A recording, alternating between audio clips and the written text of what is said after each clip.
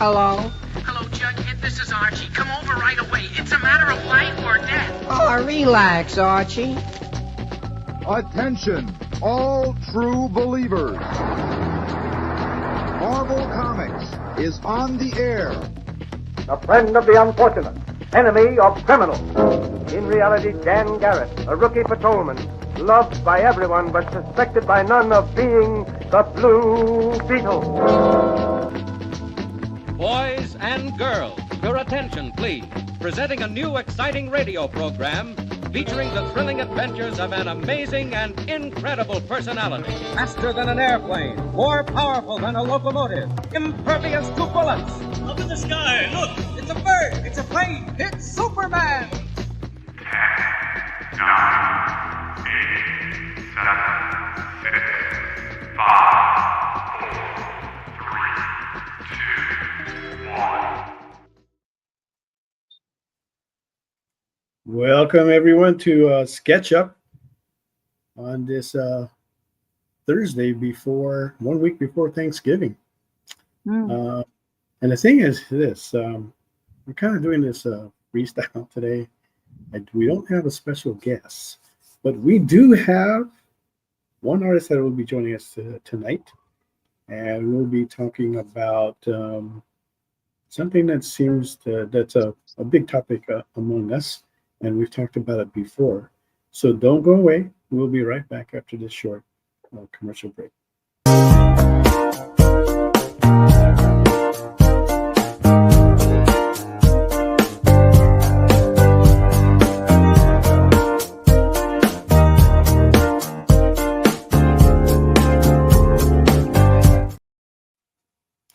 Hey, everybody.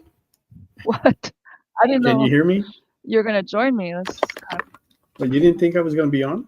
I can hear you. You're okay. Well, you weren't there, so I was telling JD, like, hey, just, let's just get with Sean right away without the intro. You're trying to do the show without me, huh? No, actually, I'm so glad you're here. Is there any giveaways today? There is no giveaways today. Okay. But you know what? I could actually do some giveaways. I didn't have anything planned, but I just remembered I do have something special that we can give away, and I showed it to you earlier today of something that I had found out of the Mel's deep dark attic, buried deep, right? So we haven't seen this in about probably 8 years. Okay, so yeah, it's kind of like a neat piece, and we'll give 2 of these away. So if you want to get in on the free giveaways tonight, put in #SketchUp,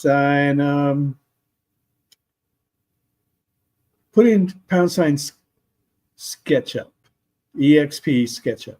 Okay, just like that. And I'll put that in the comments too, so you can see exactly how that goes in, and maybe I'll get a chance to win myself. There you go. But we want to welcome I see our regulars here in the comments. We got Kenneth Bird and Stevie B is in the house. All right, thank you guys for joining us tonight. Hopefully we'll get some others that will be joining us tonight as well. But before we move on, let's bring on Sean Lenahan. And I want to give Sean a special thanks because he filled in for us that 1 week while we were in Hawaii, and we did our special episode last week from Hilo, Hawaii. If you guys caught on that. Hello. And this week Sean is joining us again. Since I didn't really have anybody scheduled tonight, so I just thought, we just kind of like take it easy. We got Thanksgiving coming up. Yeah. And we're getting ready for that ourselves, having a big Thanksgiving dinner on Sunday, since we'll be in San Francisco for Thanksgiving. Yeah. So I'm gonna have my side of the family here, and then we'll go up later this weekend and have it with Mog's side of the family, and then we'll do a show. Okay, Fan Expo. And if you happen to be there, we will be doing Sketch Up Live at noon on Friday, Saturday, and Sunday at the Fan Expo San Francisco. So if you're up there, hope to see you there. Mom will also be participating in Comic Explosion. That's happening Friday night after dark. The show is actually going to end at 11 p.m. that night. So it's a special night of comic art that they will be having. You'll see people like Mog Park participating in that, along with Don Wynn. Who else was that? I think I saw Jason Metcalf in there. Milton will be in there as well. So if you're there, you're in for a very, very special treat. And I see Kenneth and Steven has already put in EXP SketchUp to get in on this special giveaway that we're going to be doing tonight. And I think you're going to really like this. Is it like is it the one you showed me today? Like you showed me your childhood picture of yourself? It doesn't go that far back, but it goes a number of years, but so we'll see. When we get to the break, when we come back from the next break, I'll grab a couple because I have them ready to go to Frisco, and then I can show you like what that giveaway is going to be. Something pretty cool, and I'll be able to give 2 of those away. Okay, so yeah, and that's where we're at. And let's see. So how are you doing, Sean? I'm doing all right. You guys lucked out. My wife Annie, she's in Vegas like all week because for our job. Why is it lucky? Oh, for a job? Yeah, well, our job. So she's going there for her work. Yeah, we do a convention for. We work for Patty, which is a diving company. So she works there too? Yeah, we work together. Actually, not in the same room, but yeah. She had different jobs. Totally different department, but they love her. Anyways, yeah. So it's called DEMA. It's like a diving convention. So all the divers from around the world go there and they check out all the new stuff. And that's about the diving equipment. Yeah, diving equipment, diving industry, anything like that. Yeah. Okay, anything related to okay, got it. Yeah. Yeah, so she's gonna be there. Yeah, and because she's gonna be. I am Patty licensed. Oh, you are? Yeah. I am. Good for you. I'm not. Yeah, I thought we talked about this before. Okay. Well, as long as you know how to swim, I'm okay. Yeah, that's all that matters to me. I did 20 years in the Navy. Like, I don't need to be underwater too. I've seen all the oceans. Yeah, Mog will tell you that I can swim around her like an otter.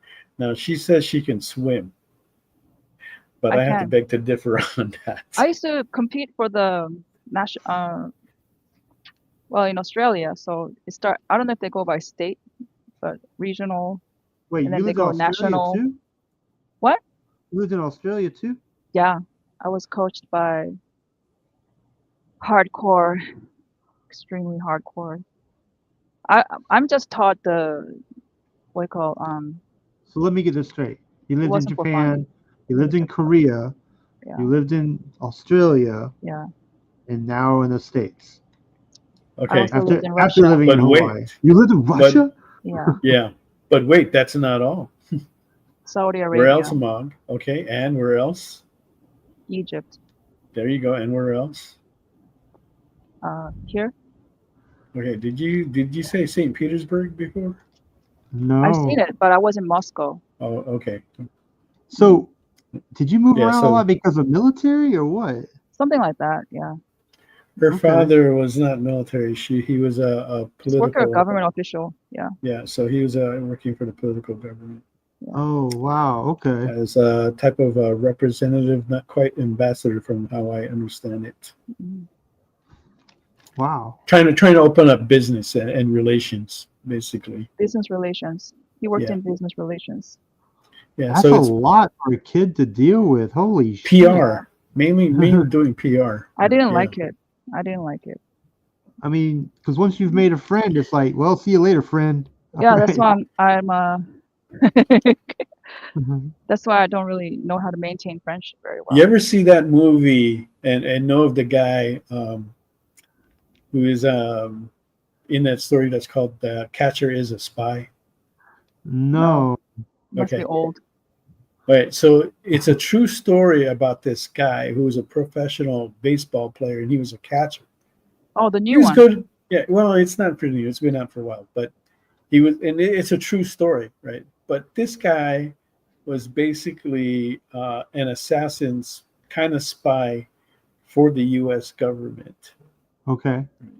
and he traveled around the world. And one of the things that he had to do was he had to determine if who's the guy that created the nuclear Heisenberg. bomb? Heisenberg Yeah. Heisen. was Heisen. Heisman. Okay, he Heisen. was he had to determine if this guy was actually going to build the bomb for the Germans. Okay. Wait. No, it wasn't Heisenberg. It was Oppenheimer that No. built it for us. No. This one was specifically. I don't know Oppenheimer. why he was targeting Heisenberg. Heisenberg was Oh. the Heisen- guy that was Oppenheimer. I think was a financier, but Heisenberg was the actual No, scientist. Oppenheimer helped build the bomb for America. Yes. That's what the movie's about. Okay.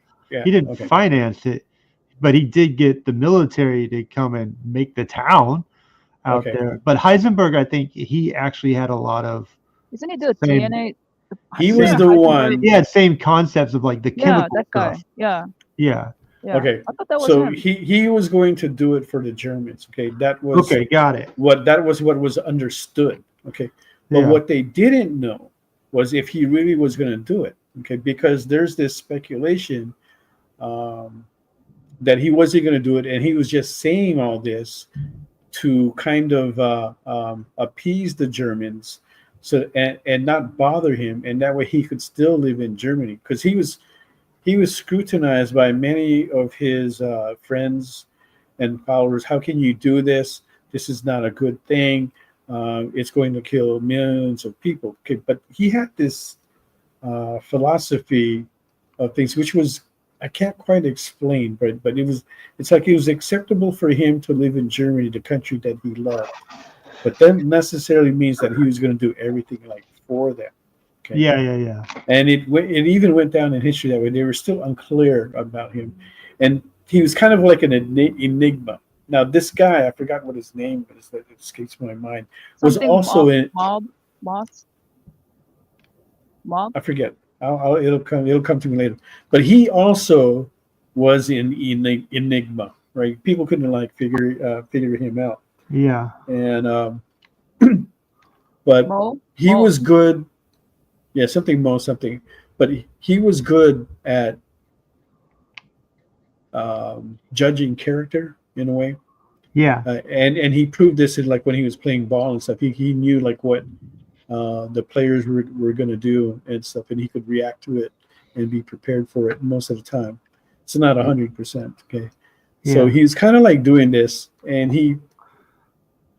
people know that he's trying to get close to Heisenberg.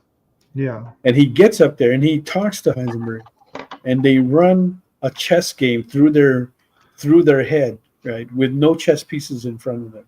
Okay. Yeah. And it's a way to figure out and test how they're thinking and how they're playing. Okay.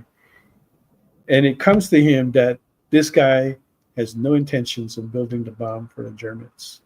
So he lets him go. Right. Yeah. But all that time he was ready to pull the trigger. He was right next to him and could have killed him easily. And he also knew that he could die, because he could get caught. And if he get caught, they did give him, they did give him, the thing that he could pop in his mouth to kill himself. Cyanide. Cyanide. Yeah. Cyanide. Okay, so they didn't do that. And even after all that, right, all the books and all the people that have analyzed that whole situation cannot figure out if he really did plan not to make the bomb or to make the bomb, and things just rolled out that he didn't, and they didn't figure out if this guy was actually going to kill him or not going to kill him. They just know the results and what exactly happened, right? So, and they're still analyzing it to this day. But it's a great movie to watch if you guys haven't seen it.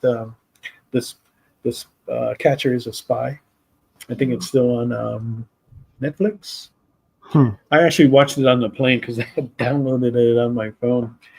So I'm not, and it was a while ago, so I'm not sure if it's still there. But good movie, true story. Something that not a lot of people know about. I didn't know about until I saw that. But very Yeah. very interesting.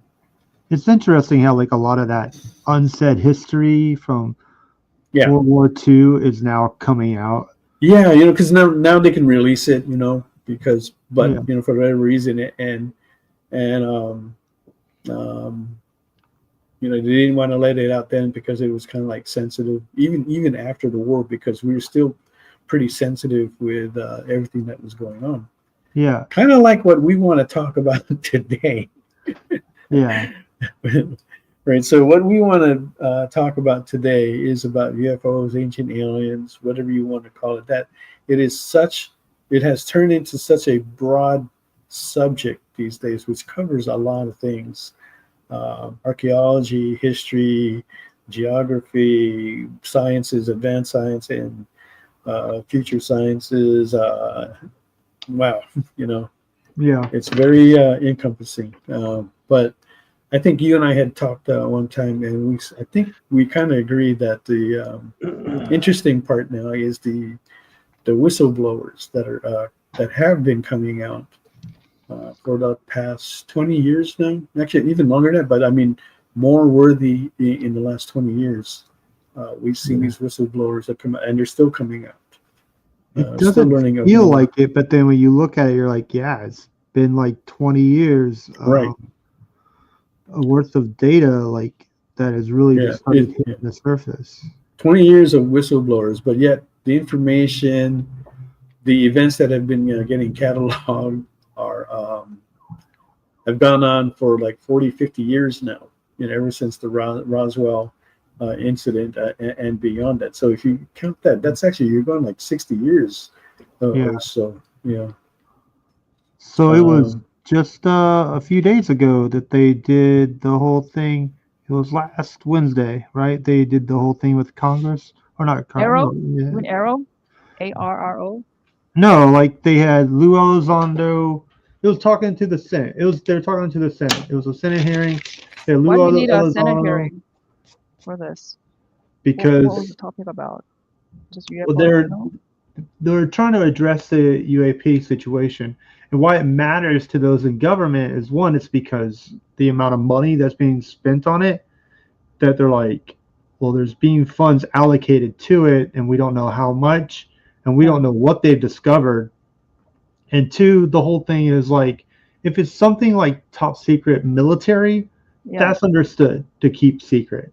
But if it's something that has to do with our reality and our place in the universe, that's something that everybody should know about, right? Right. So if they're withholding something like that, like those are the things that they wanted to go after.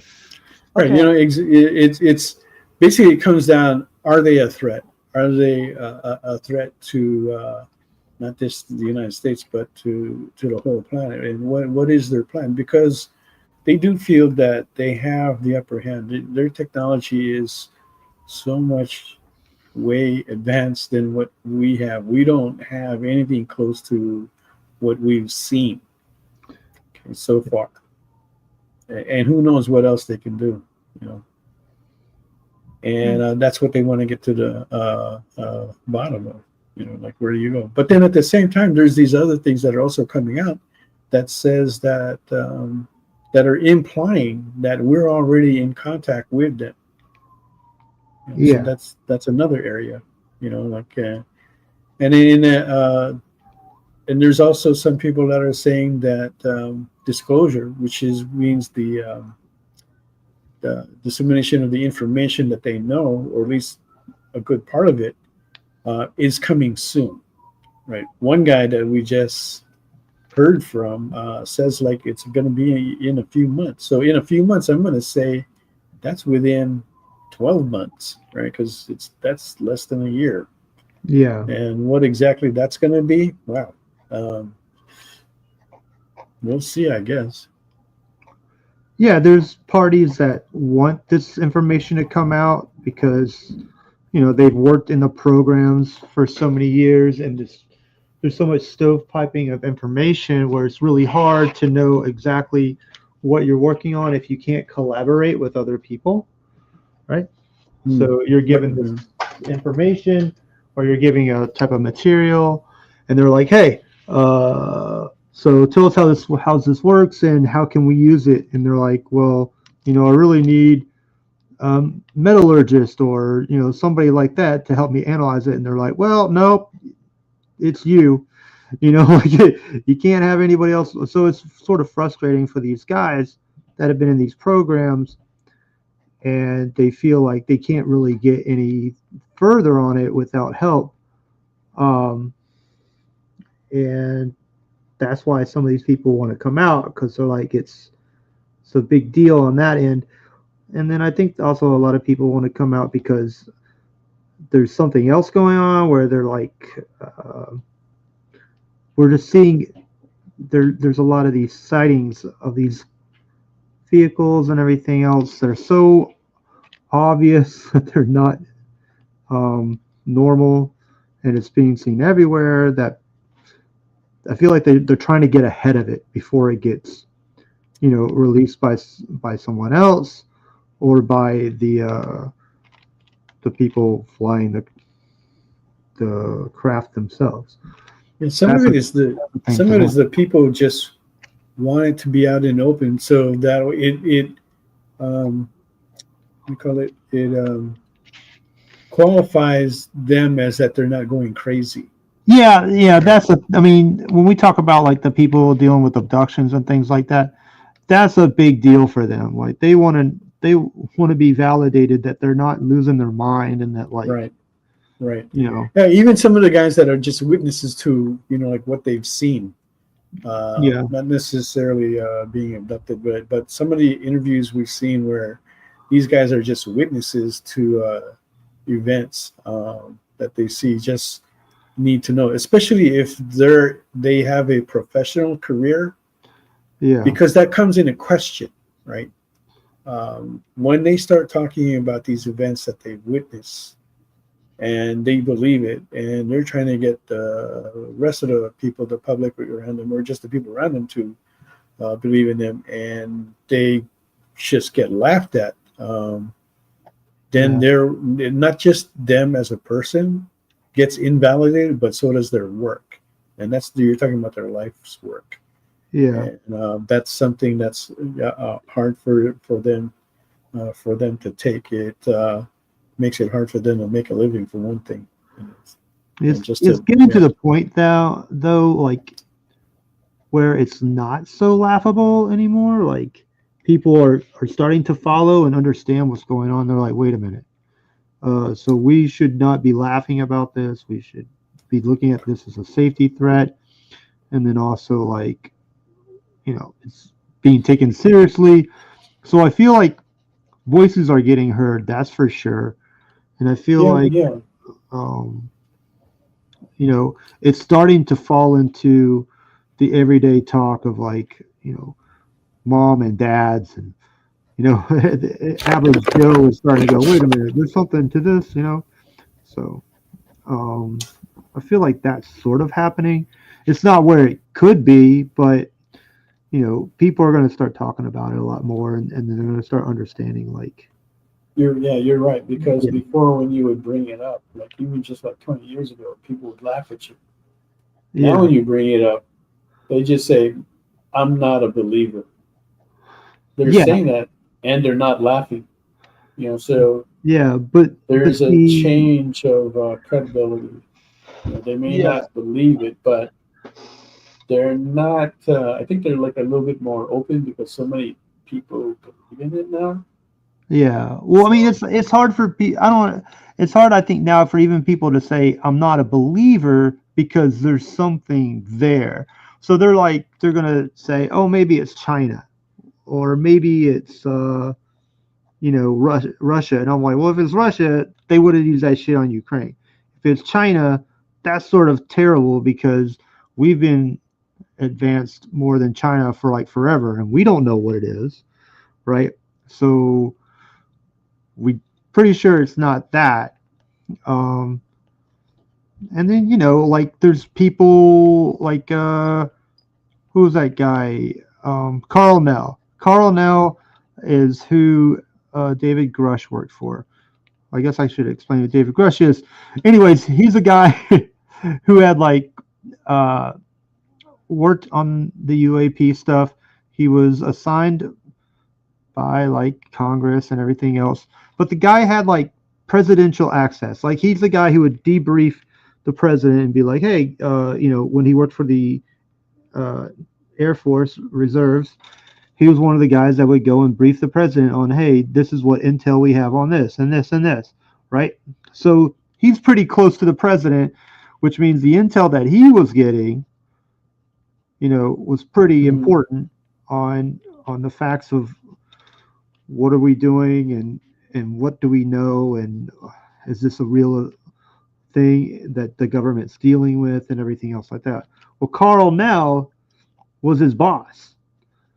And Carl Nell came out saying it's unequivocally true and they've been here for a while. And Carl Nell is important because currently right now we have like up in the sky, there's about 6,000 satellites, right? Mm-hmm. And over 3,000 belong to the U.S.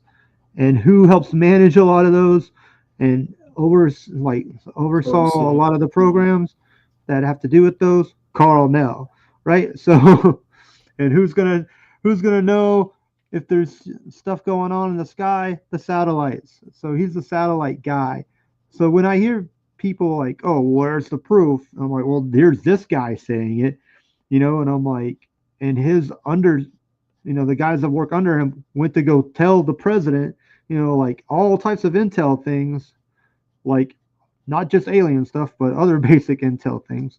So if he knows and he's saying it's real, like only one step above him would be the president, in my opinion, if we come down to intel, right? So if he's saying it's real and he has all these credentials and he used to work for the military as a general and then now works for, Lockheed Martin and still is paid by the U.S. military as a consultant on things that go on with satellites and things like that. I'm like, then there's a there, right? If he's saying it's real, like this whole like discussion of like, well, I don't believe in them. That's already been blown out of the water. Now, if you're saying, oh, I don't believe in non-human intelligence, well, that just got blown out of the water by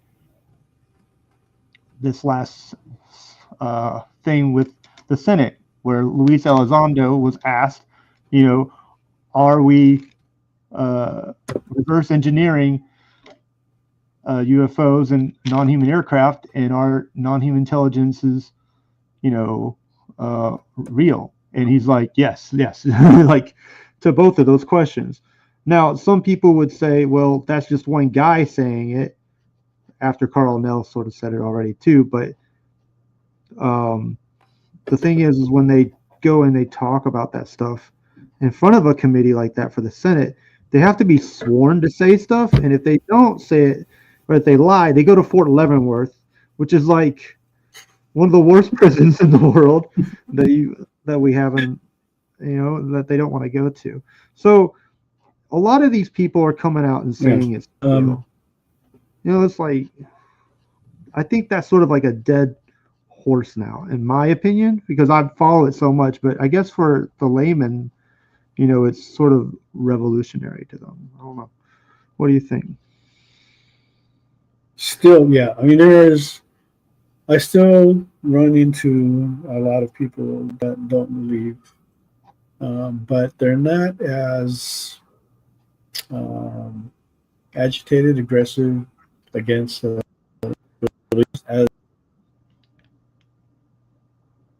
I think Mel just dropped out, right? Yeah. Well, what do you think, Mog? Think about the politics of it. No, what do you think of like this whole, well, I don't believe, or well, when Like, what do you believe? It's not a matter of belief now. You just know it's there. Yeah. It's being believed now. Because there's actual evidence. There's so many evidence. So how do you refute that? It's not even about do you believe it or not. If you're even asking that question, that's like a question that is maybe 50 or 30 years ago question. It's pretty outdated. Yeah. But I mean, there's still people that are like, I believe the earth is flat, Well, that's on them. That's a belief again. Yeah. We're talking about knowledge. We're talking about real facts. Yeah. But if you know something, it's not even about belief anymore. Belief has nothing to do with knowing. It's totally different. It just is. So when I look at all the evidences and the video footages by the government, it's not like somebody just, did it on their own. I mean, I've seen those too. They're incredible, by the way. Yeah. Yeah. It's just there. How do you refute something that you can actually see, tangibly see? How do you refute that? The UFOs are real, but we should be discussing beyond that. Like, we should be discussing what do they want? Yeah.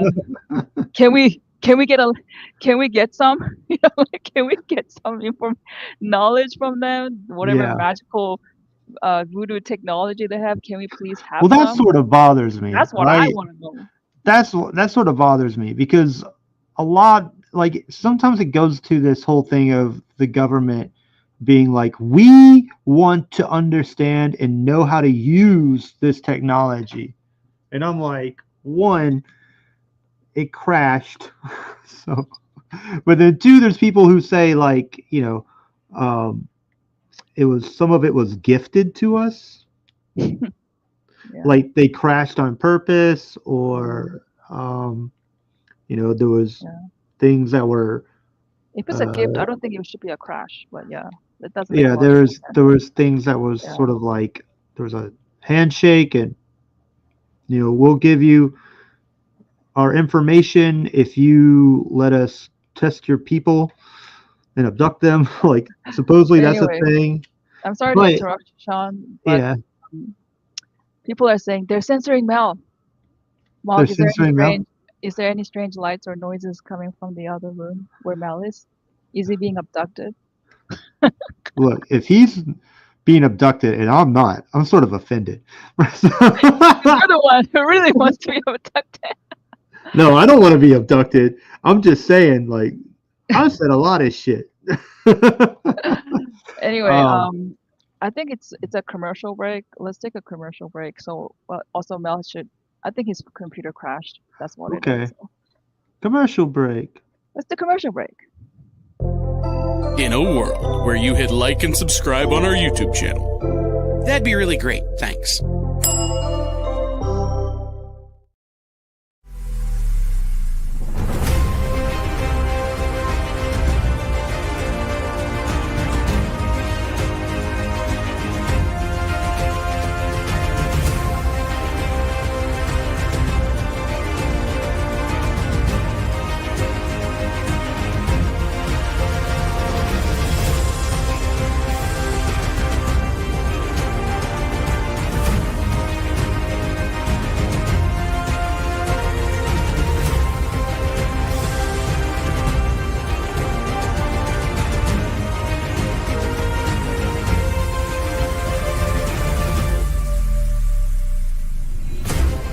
Ask your local comic shop to add Battle Quest comics to your pull list today.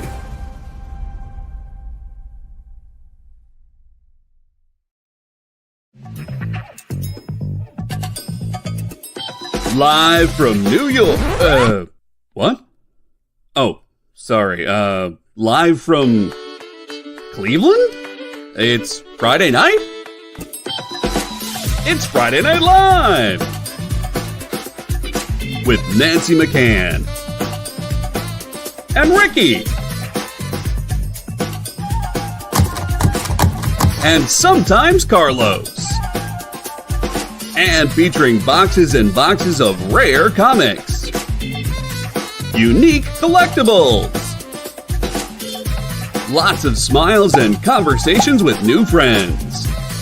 Friday Night Live with Comics Unlimited.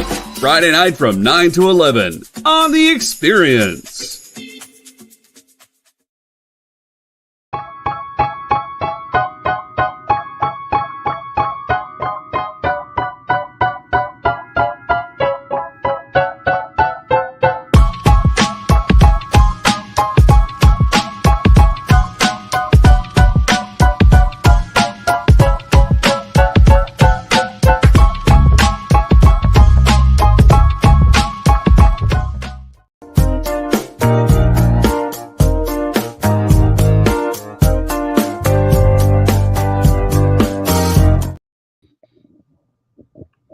Okay, so I think Mel is having some technical difficulties.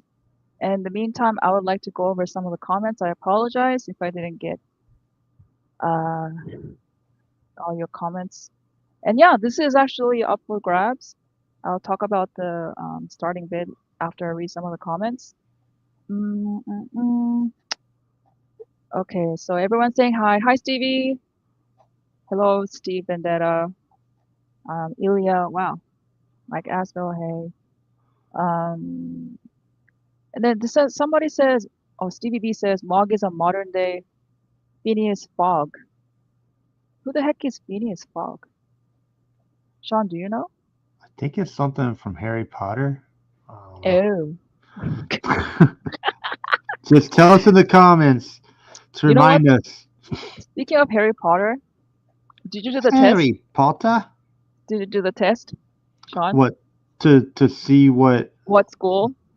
Oh, yeah. Yeah, what school were you? Hufflepuff. I wanted to be Hufflepuff so badly. What were you? You know what? I got tainted. You got Slytherin? Yeah, I don't know why. No, you're not a Slytherin. I'm not a Slytherin. I think you're more of a Hufflepuff. I know. I should be in Hufflepuff.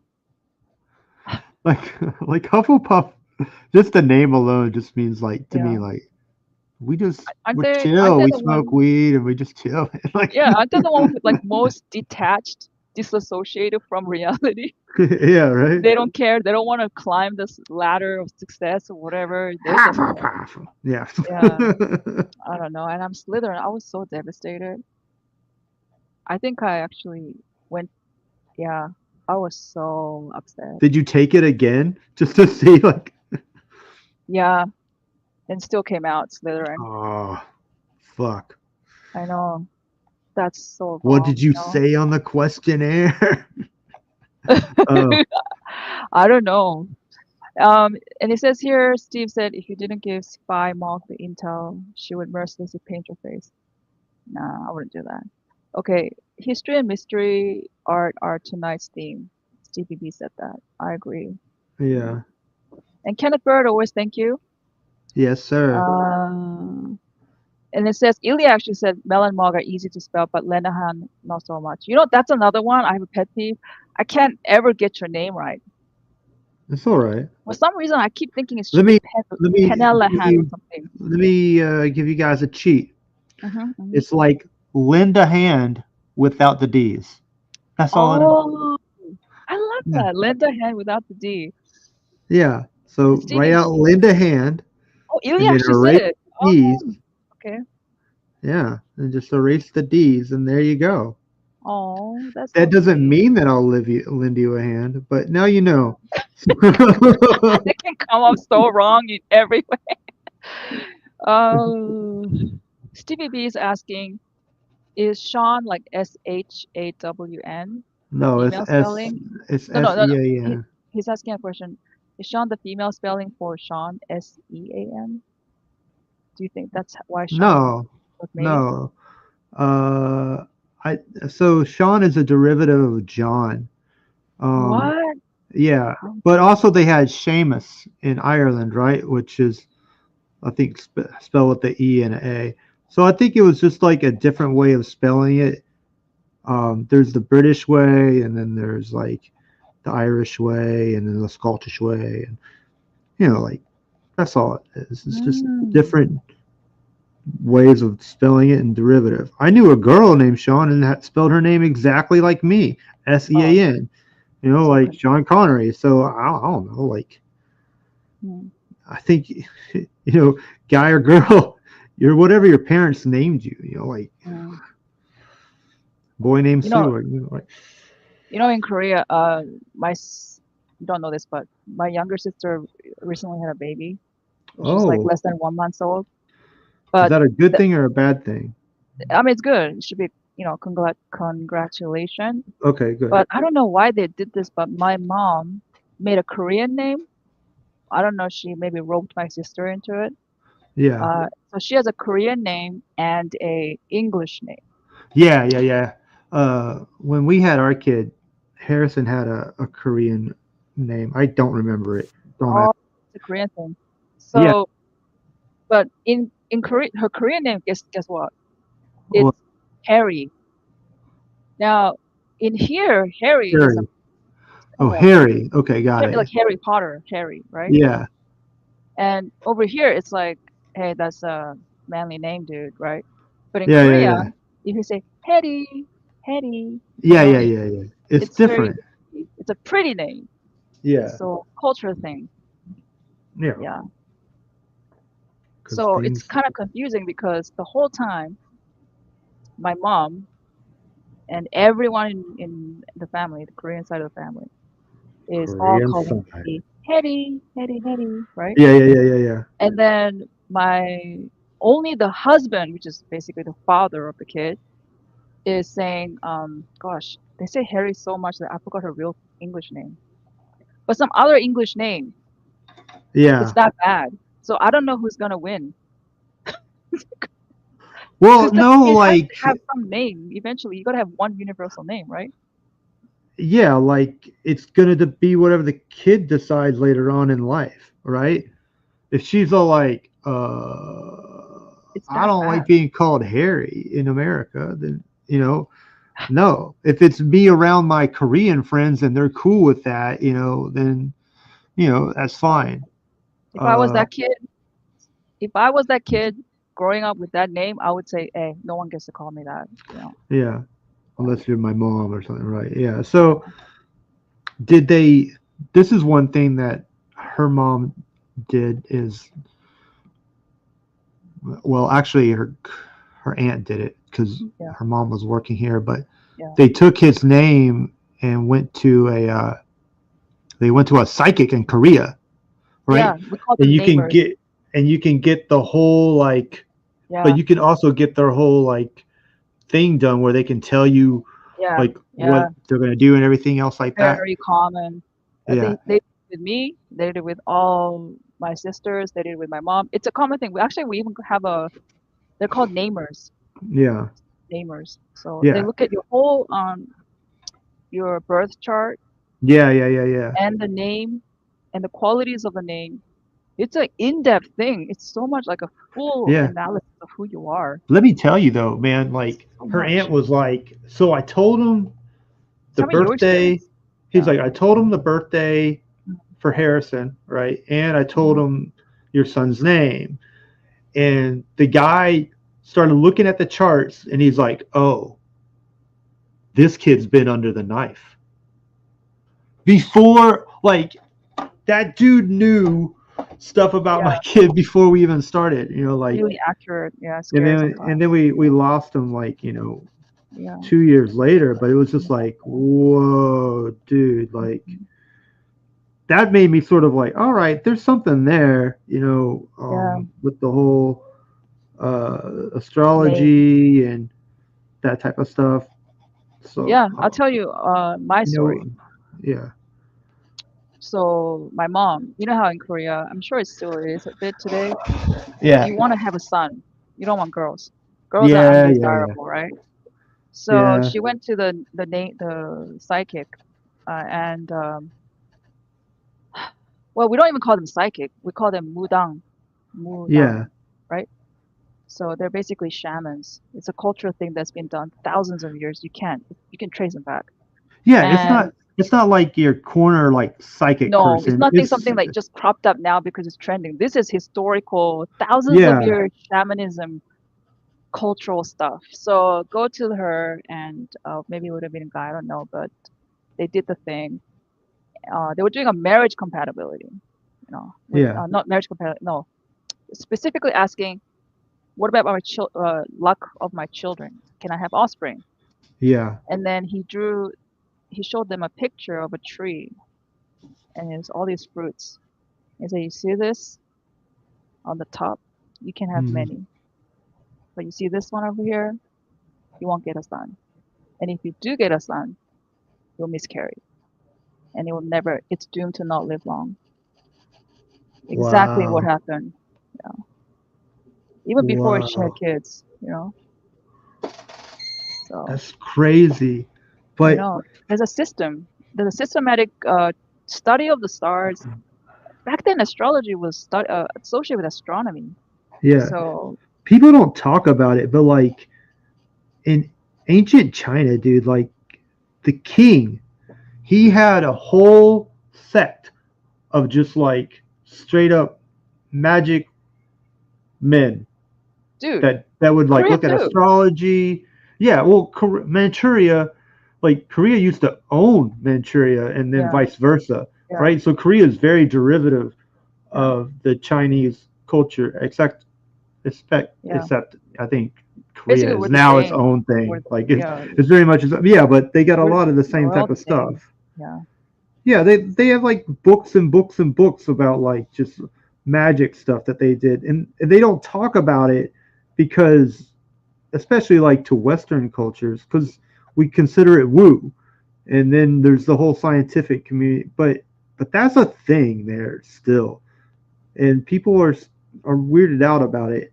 I mean, I know when I was growing up, my mom would be like, "That's the devil, that's evil," and I'm like, "Yeah, but it's been around forever. Like, why? You know, like it's not like it's going anywhere. You know?"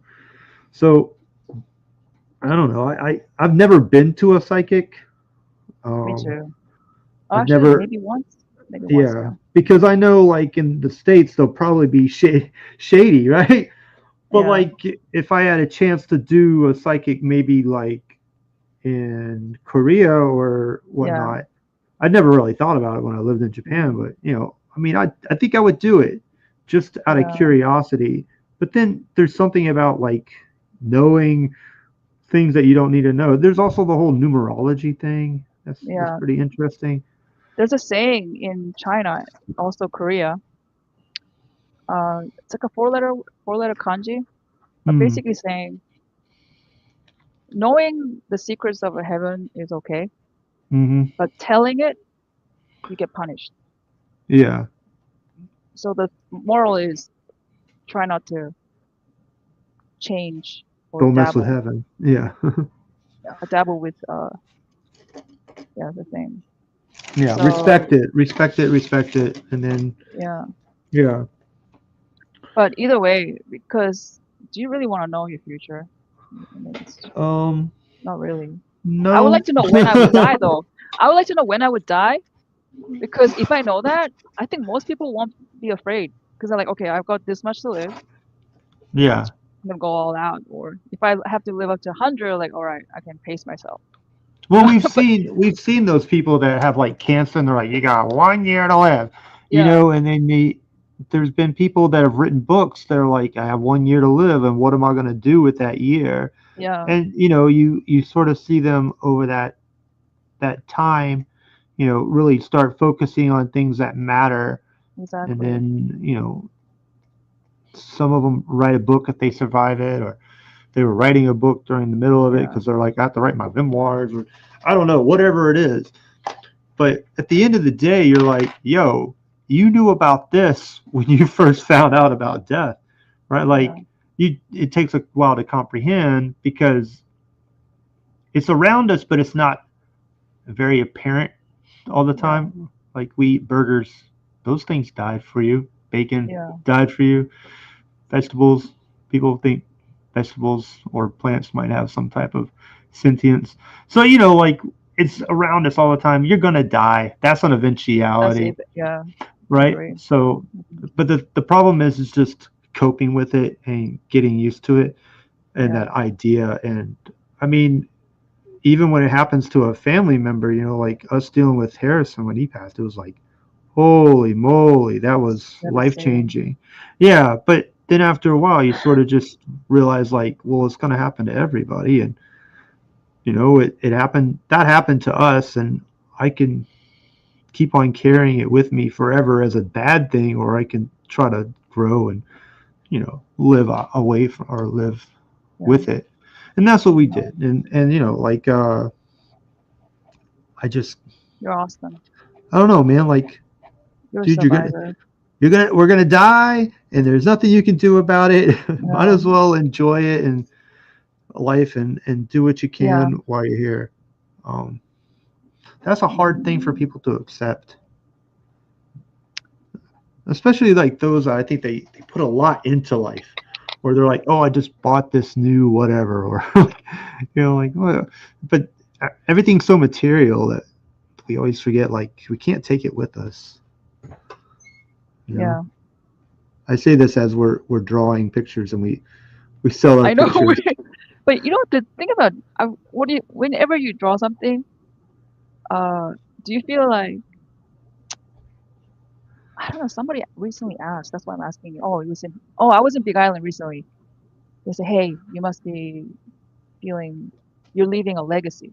Something on that line, right? I don't feel that way. I don't Do you? really feel that way. I feel very arrogant if I ever even think that way, that we're leaving some kind of legacy.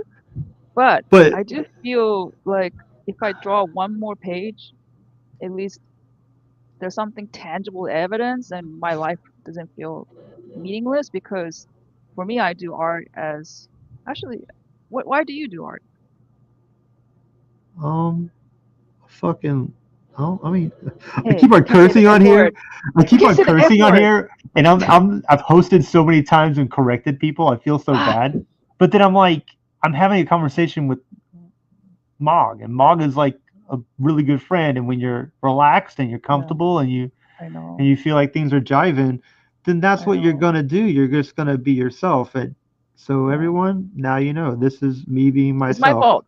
Plus, I was a sailor for 20 years. Like, what do you want from me, man? Like, whenever I curse, just think about the times I didn't. How about that? All You know right. what? My best friend, she's in the Navy. Yeah. But she's super strict with herself. She never swears once. Yeah, Never.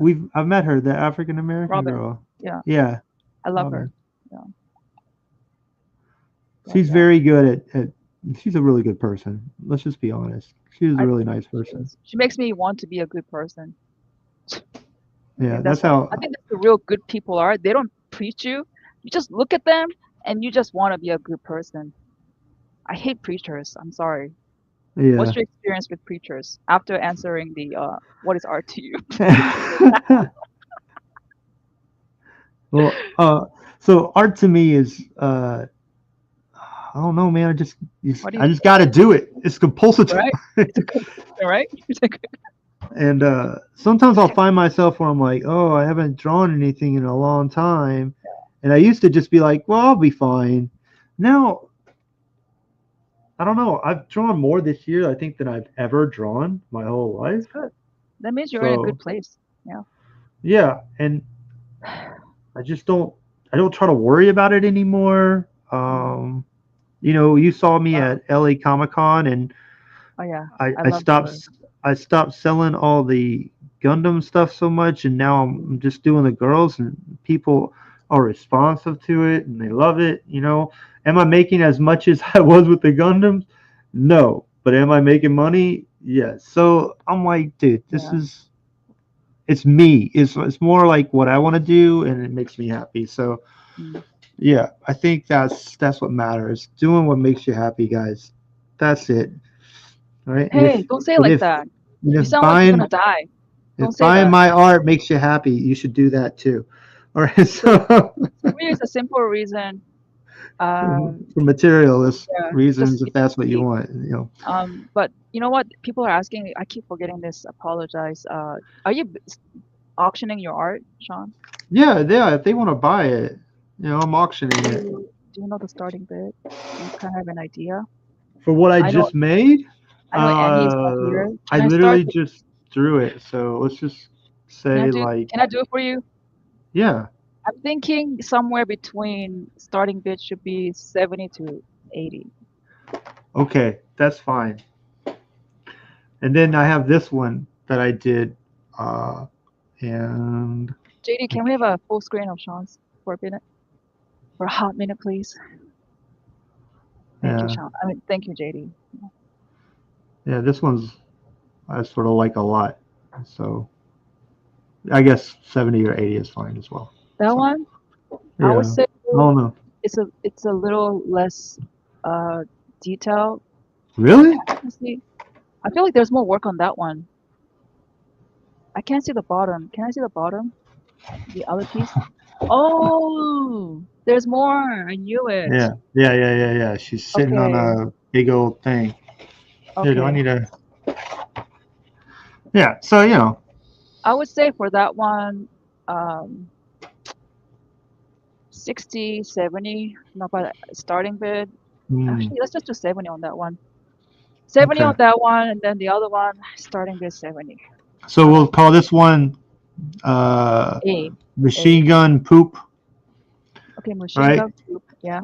Because she's saying poop. So MG poop. How's that for people? Yeah. MG poop. And then this one's like I don't know, devil.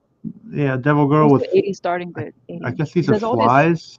Yeah. I thought they were like cicadas and moths. Maybe they're probably more like cicadas and moths. I don't know. I saw a picture of one and I was like, I'm gonna draw that. I didn't really look up what the picture was of. I was just like, oh, that's a bug. I don't put bugs in anything. I should do that. So I'm gonna do that. I like the idea of bugs. It's really nice. Yeah. Yeah. And so then what is this one called? Bug girl. So yeah, but let's just say bug girl. Yeah. So BG for short, right? Bug girl. So yeah. There we go.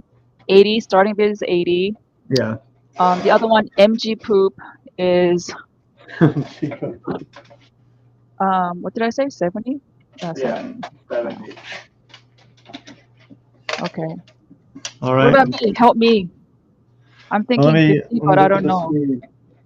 This is like a 7x10 acrylic painting. I'm trying to warm up for my I have with San Francisco. I have to finish this massive painting for 1 hour and auction my artwork.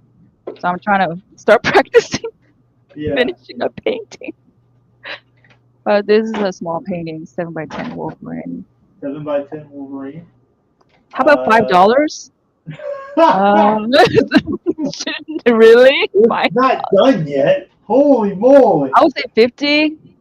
I mean, I'm thinking for myself, 50? Starting with 50. Is that a tree? Is that going to be a tree behind them? No, it's just going to be a splash color because I'm trying to finish things by an hour. Yeah, more like moving fast. Yeah. Yeah. Sometimes you got to pull up. Sometimes I see you pull up those concept designer chops that you got, and I'm like, man, she's moving fast on that. I'm like, holy moly! I think it was like some dude at a con had you draw one of his robots or something. Oh yeah. You're like, I hate drawing robots, and I was like, yeah. But don't you like it? Don't you? I don't hate it now. Like after you do it for so long, you're sort of just like, all right. And you find a lot of cheats of like how to get a pretty cool looking robot without having to draw everything. Yeah. Right? You know? But yeah. I don't know. I forgot what the next question was gonna be. I know we did what is art to you, and then we did talk about starting bids, so at least that's ironed out. What is art? Baby, don't hurt me. Sorry. What was the thing? No more. No more. Hurt me. Is Mel back? Mel's back. Yeah. Mel's back. I'm back. All right. I've been back, but JD didn't see me, so I've been actually in the wow, JD, you're so cold. How dare you call me cold? How?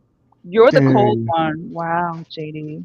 Wow. All right. Well, you know what? What does the crowd want us to talk about? It is 7:40, right? And we are going to take a brief break at this time. So don't go away. Okay. We'll be right back with this. I'm not sure. Download our app on Google Play and the App Store. It's so simple, even my mommy can use it.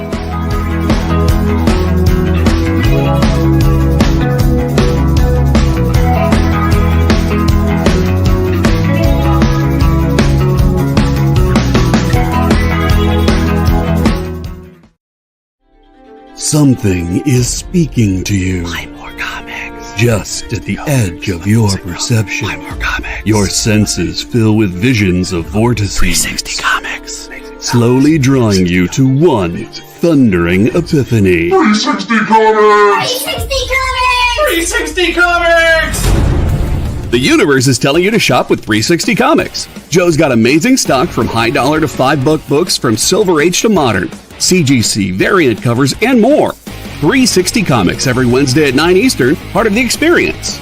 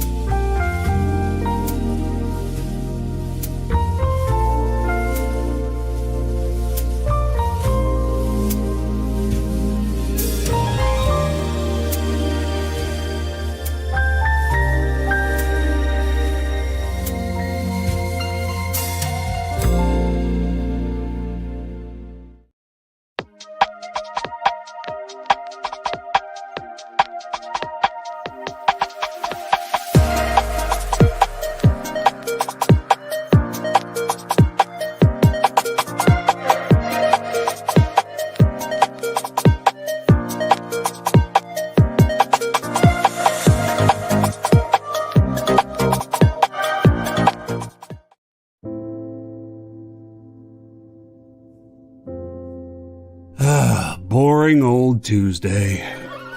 Kick it!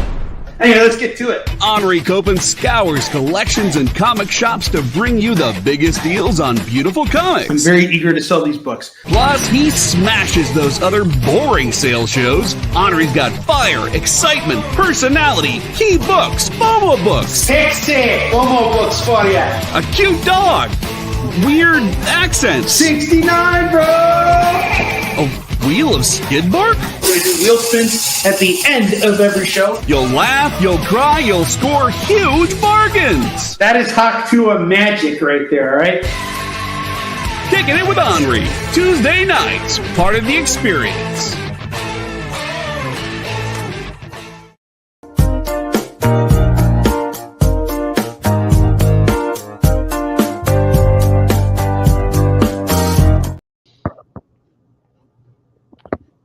And we're back.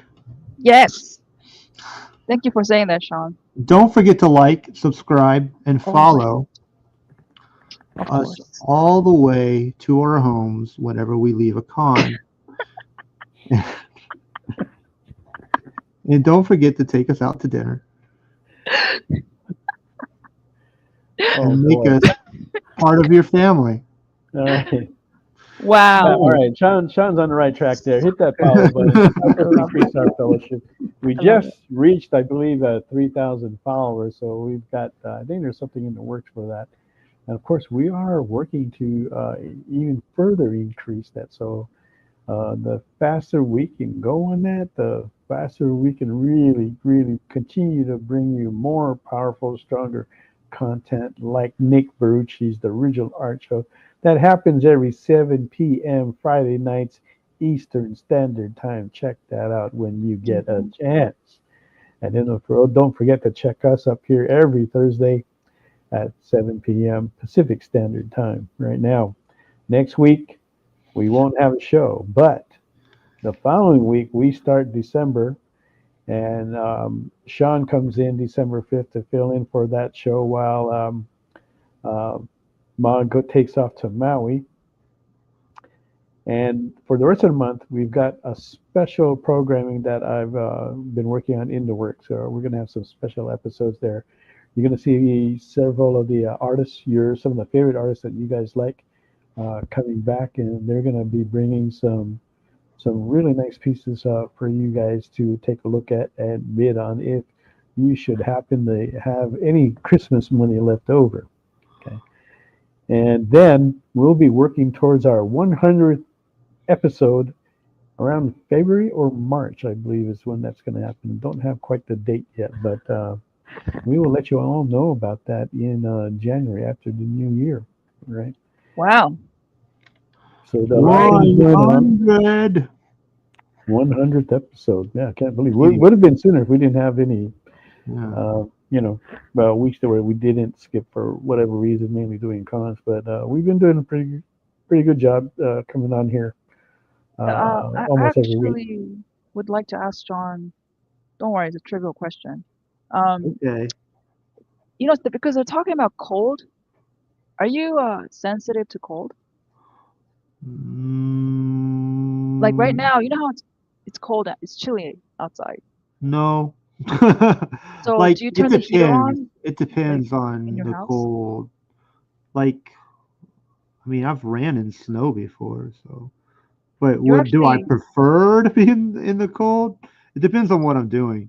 So you're not too sensitive with the cold? It depends on how cold it is. Like, no, well, I mean, I live in Costa Mesa. It's like 70. It's like 70 here. Oh, where are you at? Costa Mesa. It's like 70. Yeah. What's the temperature today? I mean, right now though, because for me, the temperature right now is 63 degrees. And no, that's not cold. That's not cold. And today was 78, and I was cold. Whoa.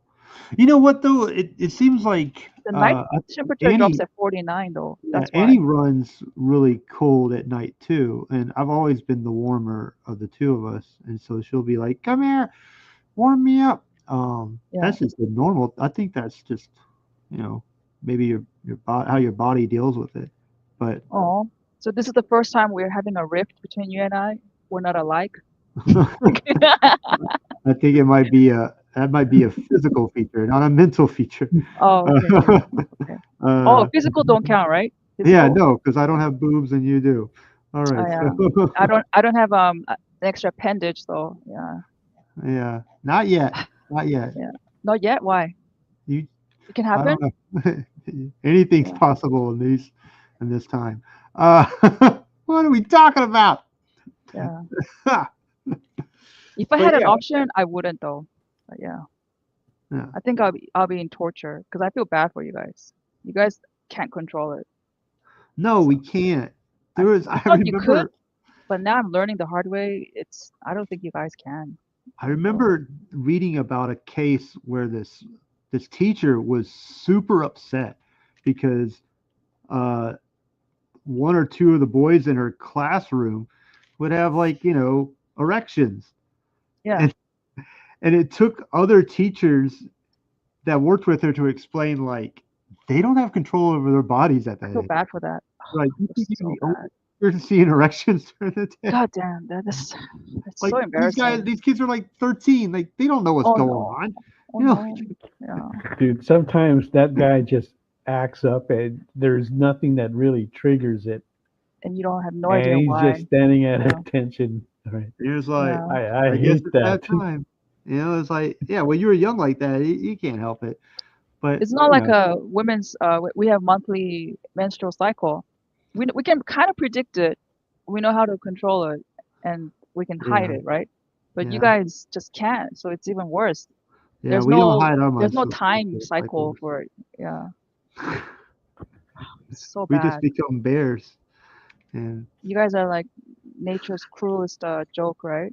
So no. I mean, other than that, we're fine. Okay. I don't even know if there's some guys that were embarrassed by it. They're just like, well, there he goes. Okay, get over it. Yeah, but if you were a 13-year-old boy, no, that would be nightmarish. Yeah. I don't want to go back to that time. Let's not go back. Yeah. Let's never go back. Yeah. Let's stay here where it's safe in the future. Yesterday I saw a really good documentary series on Netflix. It's called Investigation Alien or something. Oh, with something Knapp. George Knapp. George Knapp has been at the game for a long time. Yeah. Yeah, I he's thought he like was gonna. Yeah, he's like like that. What's her name? Katie. That other news reporter lady. I don't I know. have no Katie, idea. He's but won awards for other reports, not on UAP or UFO stuff, but he's yeah, won awards for like I he's a think good he did stuff reporter. with like the mafia and shit, right? Yeah. Like that he got awards for. But he helped break the whole thing about Did you Bob watch it? Lazar. Yeah, I watched it the first day it came out. I Yeah. watched the whole It was thing. good, right? It's It actually was really good. okay, good. Because for me, like a lot of it was old news. Yeah, of course, you're You still up know, like there. I've been into this thing for so long. Yeah. But he did bring like the Colaris stuff that he talked about, like Huh? that Colaris. What was Colaris that was again? the thing that happened in South America where they were Oh, going. the weird where people were getting hurt, like marks, like burn marks, laser Yeah, marks, yeah, and they yeah, yeah, died. yeah, yeah, Yeah, yeah, that creeped me out. That was like a bit yeah, disturbing. So yeah, yeah, it started with the cow mutilation, but yeah. yeah, So with the Colaris thing, it's funny because Lou Elizondo just put out his book Imminent, right?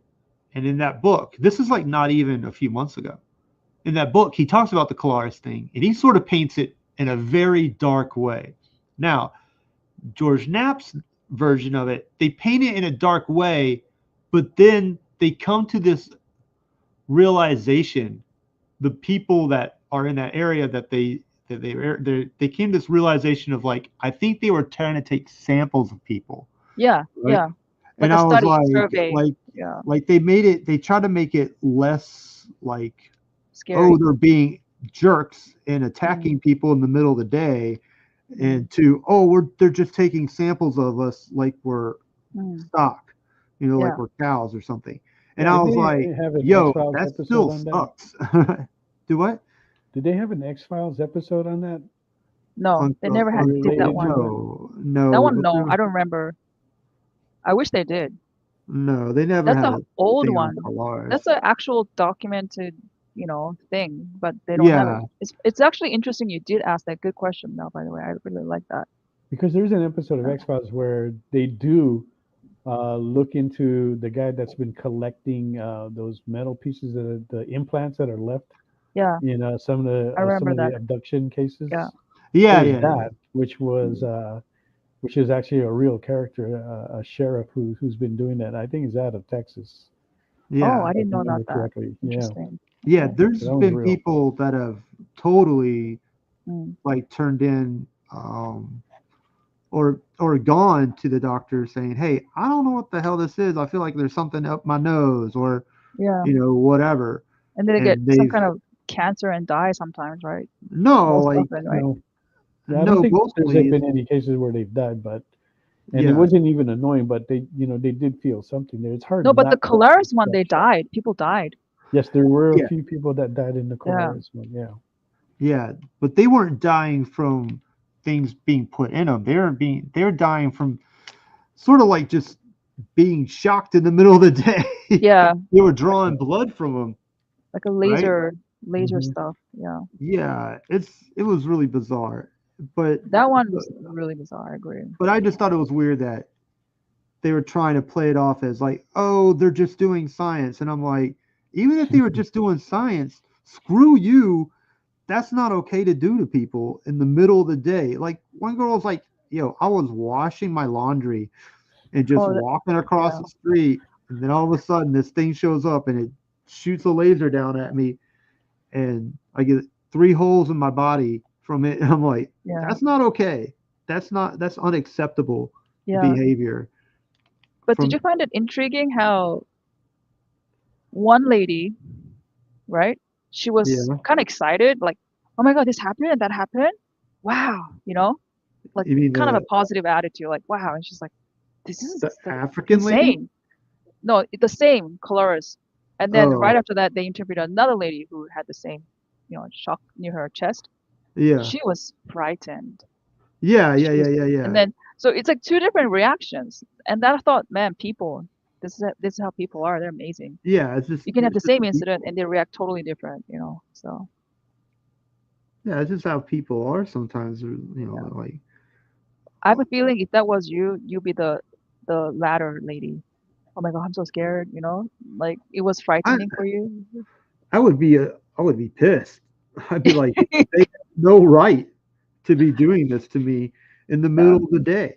Like I Mm. don't care if they think of us as livestock. They know we have a language.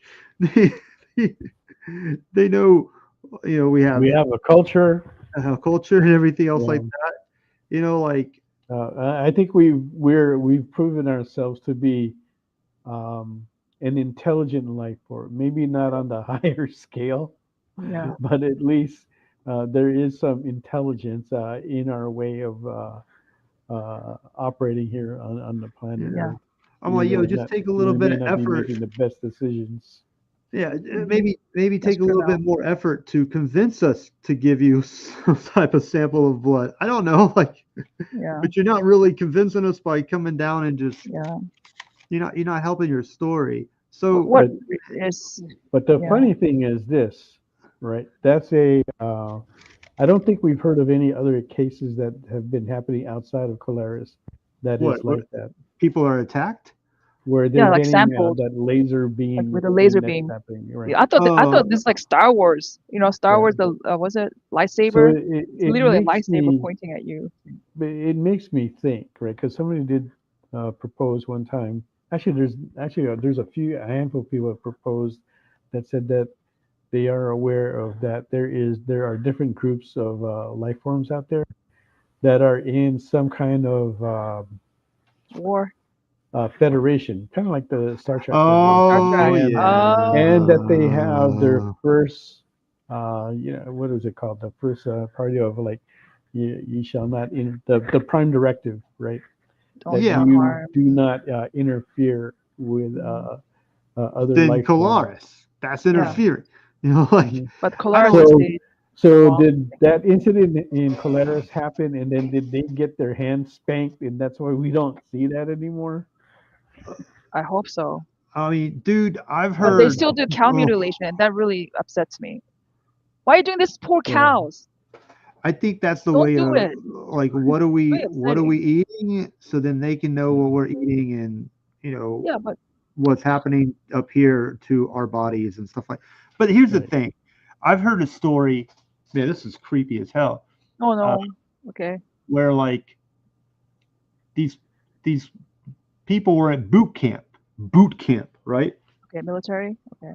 Yeah, and then all of a sudden they're in ranks. Oh, not all of a sudden, but they're in ranks outside for inspection, right? During boot camp. Yeah. All of a sudden, they there's a few people that start seeing this thing up in the sky, right? Yeah. And then all of a sudden, everybody's frozen. They can't move. Oh They can no. think, but they can't move.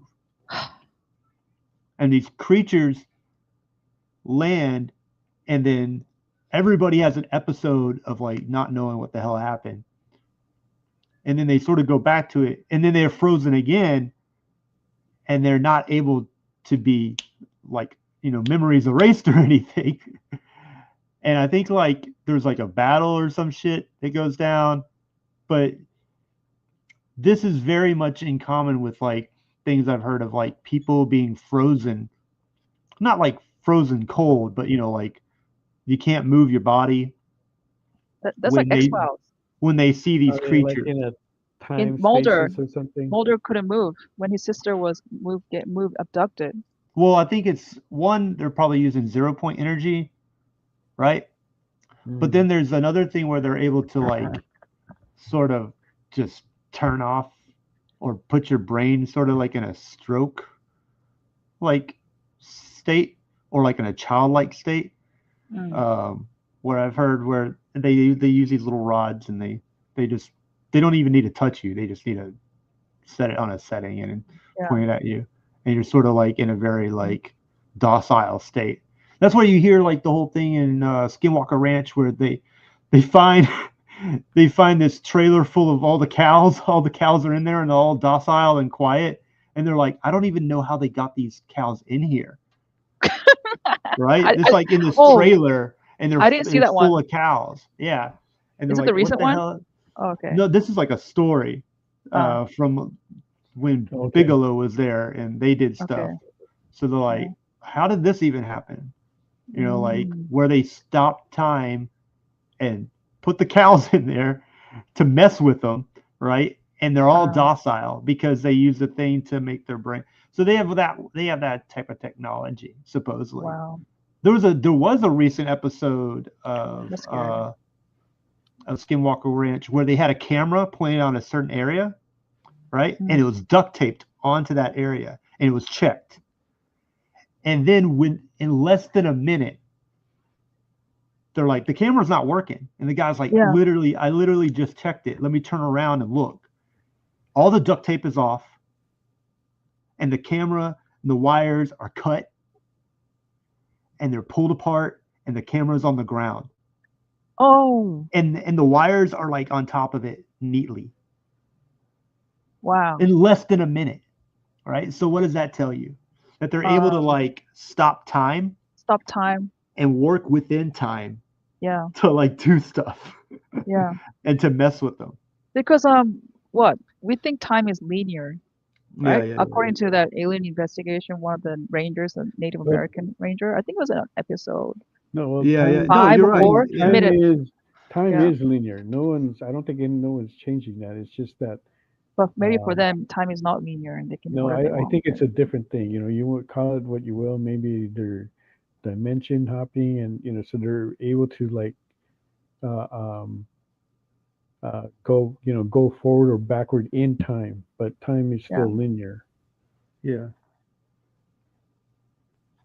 I don't know. It looked like when I saw the military footage, again back to the alien, the investigation aliens. Yeah. There's the military base, the jellyfish type of droid. Yeah. That droid that just was going over them. For me, it looked like phasing. They were just phasing through materials, because one of the witnesses that were there, like they were on a phone call with him, and he said it didn't even leave a splash because it went straight into water. So you would see a ripple, but you wouldn't even see a ripple. It means like they're just phasing. That technology is amazing, right? If we could phase through. Yeah, because they're using electromagnetism, right? And when you have enough electromagnetism, you can sort of warp space and time and light. If you can warp light, you can warp time. Really? Yeah, and you can sort of. So you see these things where they're moving in the sky. Warping space. Yeah, warping space time. Because you see these things where they're like moving really fast, and all of a sudden they're there, and then they're gone, and then they're back. But they're only back like say they're like 200 feet over here, then they moved, and they're gone, and then they're like 400 feet to the other side, right? Yeah. Because when they're back, they're skipping through space time to do that. Whenever they're gone, that's them opening a hole in space time, and they're coming back to the other side, and they're using electromagnetism to do that. Yeah, they're sort of like making a tiny little. Well, I think because you can manipulate light, right? Everything's made of light. That's what some scientists think, and that's what's starting to be proven true. Now we're all different densities of light, right? They're able to take that density of light and find that wave and sort of pull out of it. That's why you have these animal mutilations, right? Where they're perfect cuts and stuff like that. What they're doing is they're using a tool, right, that can use a density and find that wavelength, right? So it's like, oh, the blood has all this wavelength, so we're just going to take that, and they're able to sort of vacuum it with like this light vacuum. It's really weird. And then and these perfect cuts and everything. Like it was and they found singed mark. It's a laser. It looks like it's like edges are all literally laser. finding. It's like literally a light machine that does it. Basically, they use it too when they're. If you ever listen to like, there's a guy. Oh, what is his name? I can't remember his name. Anyways, he does a lot of. He has a whole channel on abductions and alien sightings and stuff. But he did one whole thing on just UFOs at mining sites, And there's a ton of them that go to mining sites because they use minerals and whatnot from the earth to make whatever. So they'll go in and they'll use a light. They'll put a light on there and they'll draw it out and then jet off.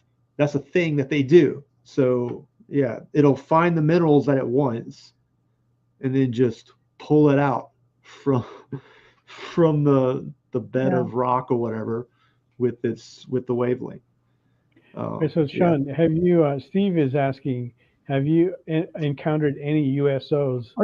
In your Navy experience? Yeah. No, I never did, which is very weird to me. But That's I never what I want did. to ask. Yeah. Well, it depends if you were in the right areas. Like they talk about, like San Diego being a hot spot. I mean, I was stationed in San Diego. I'll tell you what, though, there are these things that I hear about these admirals or whatever captains, like the whole ship is inside right now, right? Because we see them out there, but we don't want the rest of the ship to know that they're out there. So everybody's inside and everybody's on lockdown. And what do we do? This is what Lou Elizondo had to deal with when he was at ATIP. And he would be like, yo, I would route that stuff up to our defense people because I have these admirals and captains telling them, we got you, don't worry. And then now I'm being, delayed by General Mathis's team because they don't want to deal with it because it sounds too woo, too crazy. But I never, I never saw anything like that. But I don't know if something did happen like that, though, because I might have been told to go inside or stay inside. Don't go out, because that happened often, actually.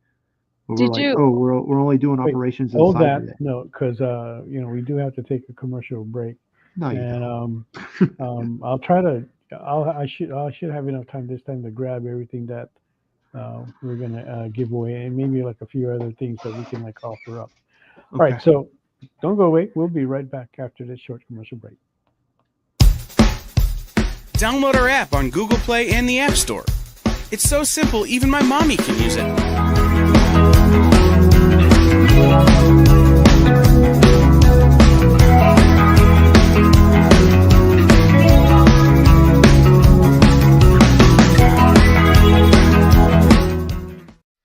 By this time in our journey, we had been on the trail of a very elusive creature for about 96 hours. But all the hard work is about to pay off. Oh, crikey, there she is. Oh, by the markings, I'd say this one's at least a 9.8. Oh, she's a real beauty. A true mint copy. Oh, this one will make a fine slab on anyone's display wall. Oh, she's a feisty one, though. Look out, look out! Mint Hunter Comics is the place to find that mint comic you've been searching for. Mint Hunter Comics, Tuesdays at 8 p.m. Eastern, part of the experience. Symphonic verses, Nocturne's romance. A song of romanticized darkness, dreaming death by sleep.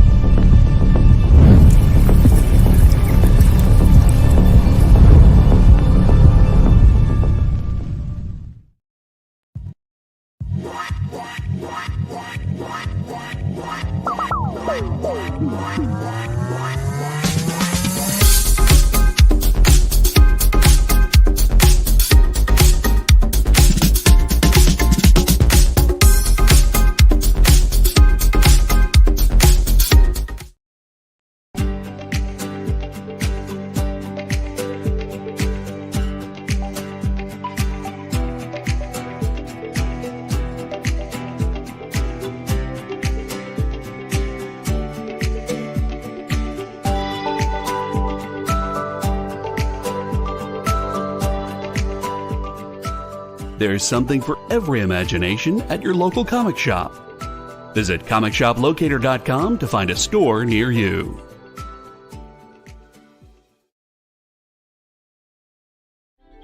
Something is speaking to you. Buy more comics. Just at the edge of your perception. Buy more comics. Your senses fill with visions of vortices. 360 Comics.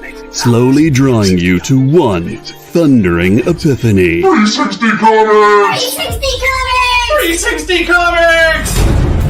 The universe is telling you to shop with 360 Comics. Joe's got amazing stock from high dollar to $5 books from Silver Age to modern, CGC, variant covers, and more. 360 Comics every Wednesday at 9 Eastern, part of the experience.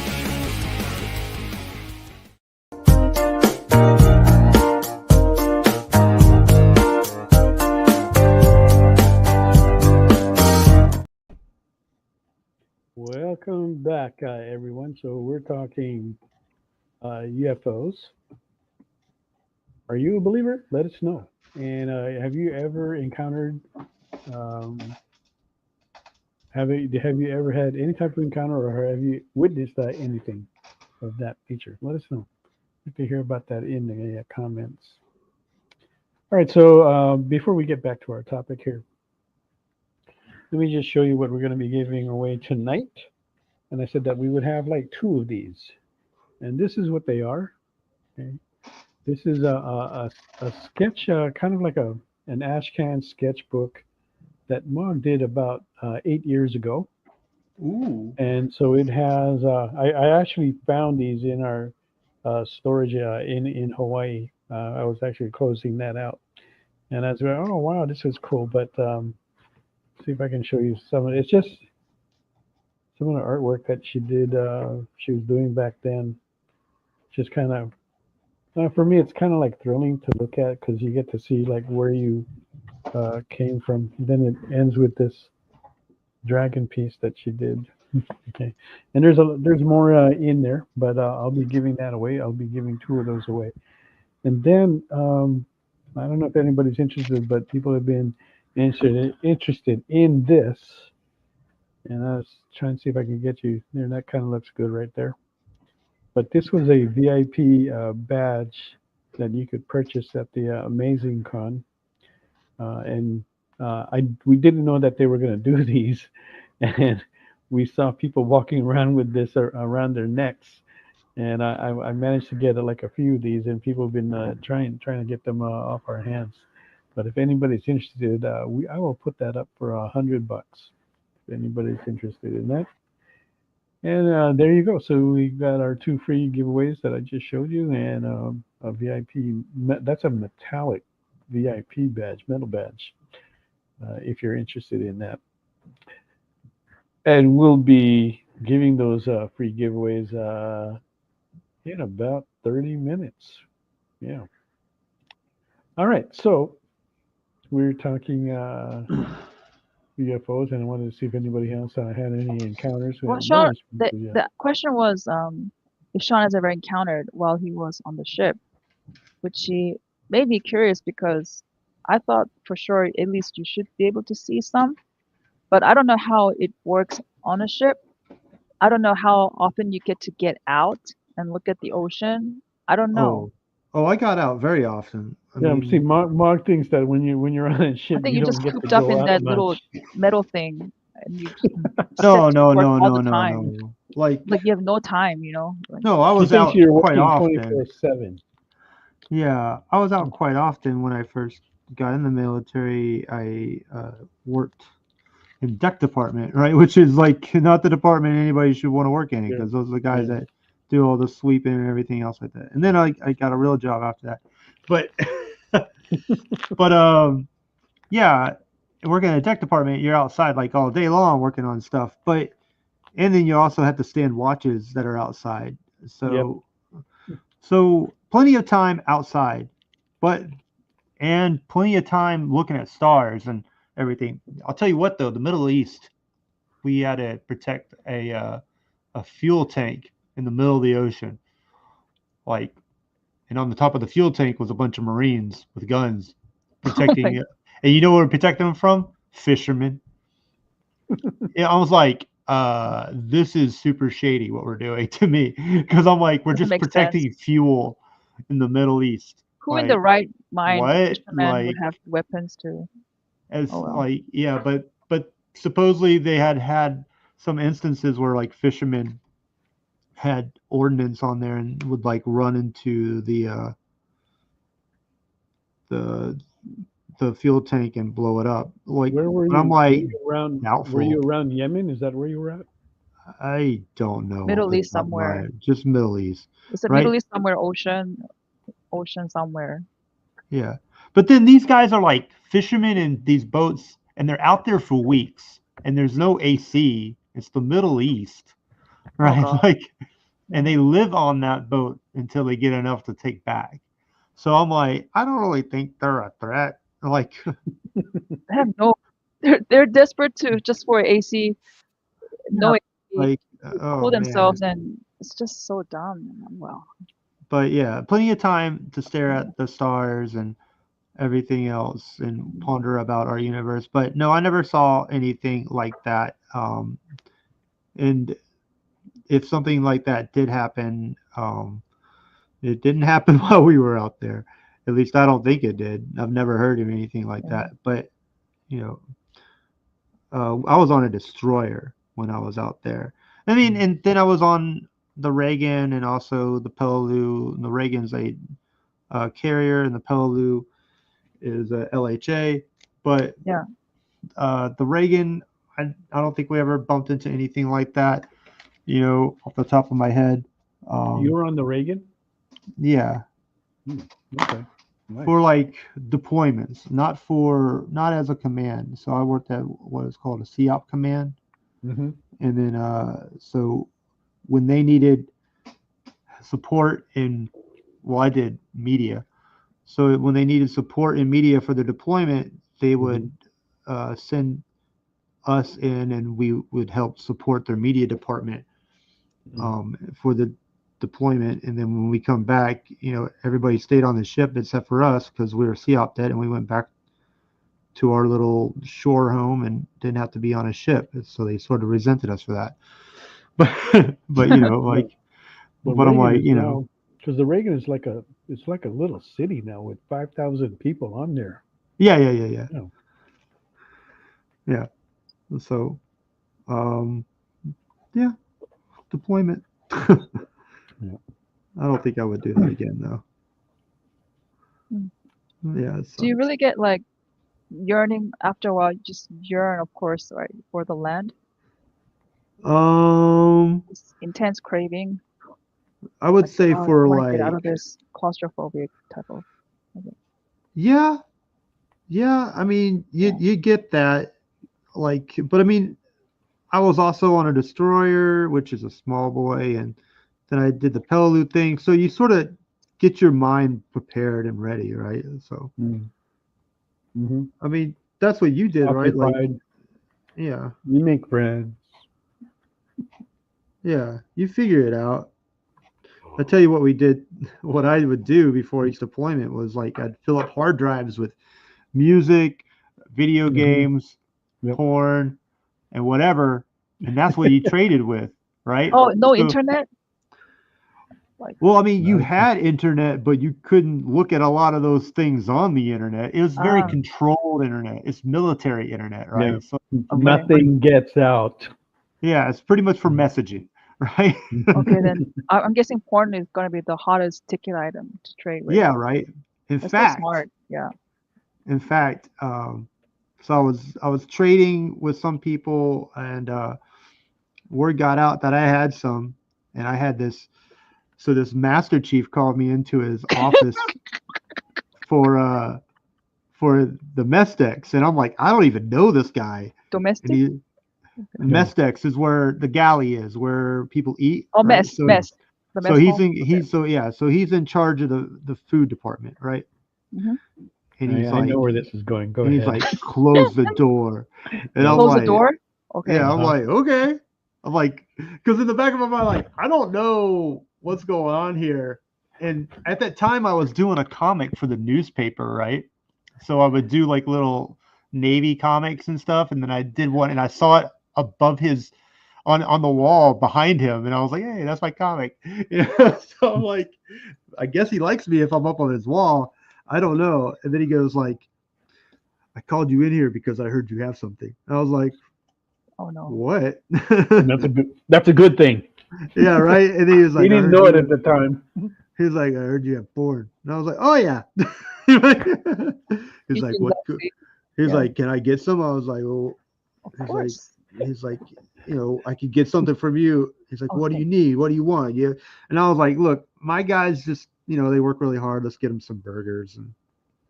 And they you did it for your guys? Yeah, he got a bunch of cheeseburgers for them, and yeah, there you go. That was it. And then I was like, you have the hard drive for this long, and I just need it back when you're done. That's it. And it was super simple.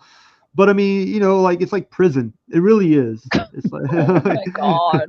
It's like prison, and you just trade what you can trade, But the good thing is that he didn't say that this is contraband and just confiscated it from you. No, right? Like, so like my friend Robin, she's a Navy girl, right? Yeah. So do women? So they have a lot of power there, because she told me a story where, they got a call only like the. Who's the one who's ultimately in charge? The captain? CO. Yeah. Oh, yeah. The CO or no, the biggest guy, the one who's control the entire ship. Yeah, the captain. Yeah, the captain.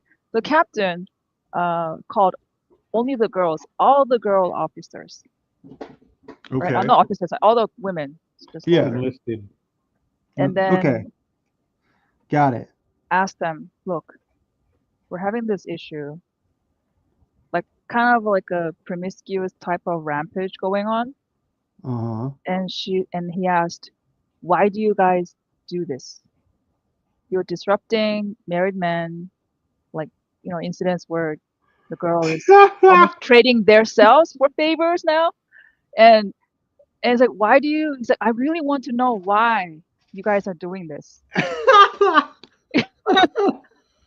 Because there's too much of a disruption you guys are causing. I'm so lonely. They all looked down, and then one of the girls said, well, it's like this, sir.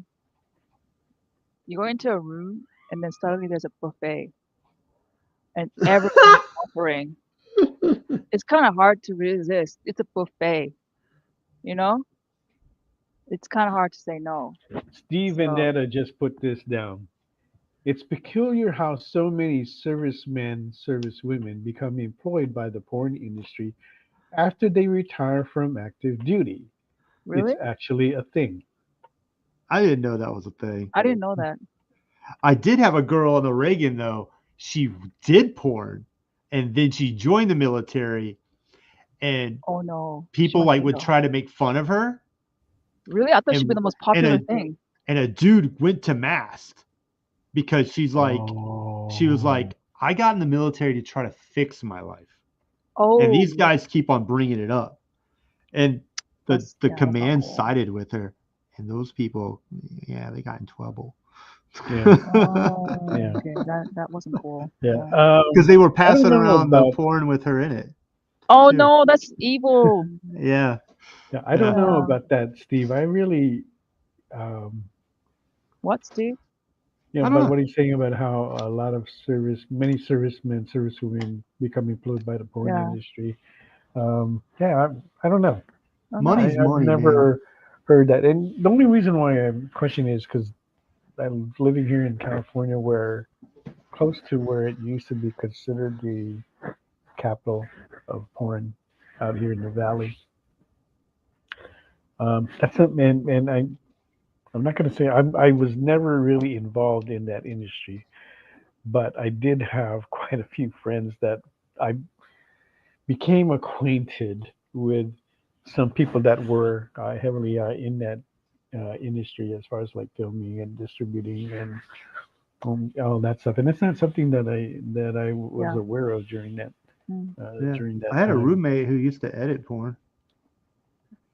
Yeah. There's this one guy. I'd go into his house, and because not only was he like involved in this porn, but he was also a dancer, right? And there's like piles of money everywhere. And I'm going, what the? Anybody could just, your friends could just come here and just take a pile and stuff it in their pockets. It was like so tempting. He's like, I'll just replace it with a new pile. Yeah, Like, exactly. They didn't know what to do. This guy was like spending money like crazy. He was actually, this was during the 90s, right? And I met him because he came to one of my places that I operated out of, and he was buying comics, yeah. and he was buying them by the cases. And this is like when Image was coming out. So I want a case of Spawn #1, Youngblood #, Yeah. I was happy to sell it to him, Yeah. making a marginal profit. Yeah. In the hopes that I could become a porn star. But it never happened. Yeah, I know. Didn't see the potential in me. Yeah. I mean, I don't have a problem with porn. I think porn is fine. Like, you want to do that with your life and you have the guts to do it, then go ahead.